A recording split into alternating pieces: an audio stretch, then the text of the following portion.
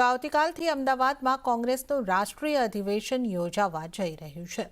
સાબરમતી નદીના તટ પર આવેલા રિવરફ્રન્ટ ખાતે અધિવેશન યોજાવાનું છે, જેને લઈ ગુજરાત કોંગ્રેસ દ્વારા તૈયારીઓને આખરી ઓપ આપવામાં આવ્યો છે। દેશભરમાંથી 2000થી વધુ કોંગ્રેસ પક્ષના પ્રતિનિધિઓ ગુજરાતના મહેમાન બનશે। કોંગ્રેસના રાષ્ટ્રીય અધિવેશન અને ગુજરાતની ધરતી સાથે એક અનેરો નાતો પણ રહ્યો છે। ગુજરાત અલગ થયું તે પહેલા અને ત્યારબાદ અનેક અધિવેશનો ગુજરાતની આ ધરા ઉપર યોજાઈ ચૂક્યા છે। પહેલીવાર 1961માં રાષ્ટ્રીય અધિવેશન યોજાયું હતું, ત્યારે હવે 64 વર્ષ બાદ અમદાવાદ ખાતે રાષ્ટ્રીય અધિવેશન સાબરમતી નદીના કિનારે મળી રહ્યું છે।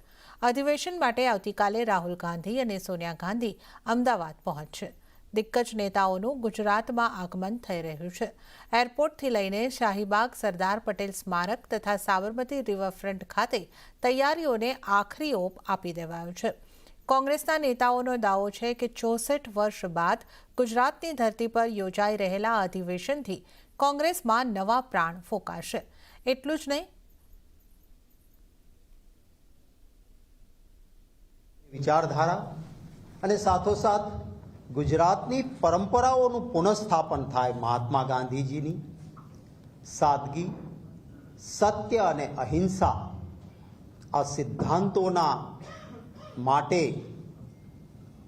આ અધિવેશનથી એક નવી ઉર્જા સાથે અમે કામ કરવાના છે।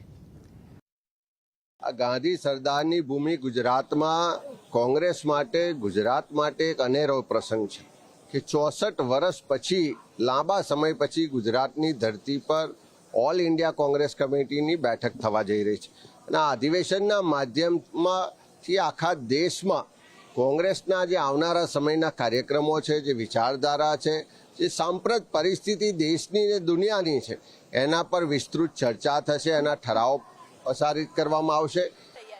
8 અને 9 તારીખે સમગ્ર ઓલ ઇન્ડિયા કોંગ્રેસ કમિટી અને 64 વર્ષ પછી ગુજરાતની અંદર અધિવેશનનું આયોજન થઈ રહ્યું છે, ત્યારે અમારું શીર્ષ નેતૃત્વ અહીંયા ગુજરાત પધારવાનું છે।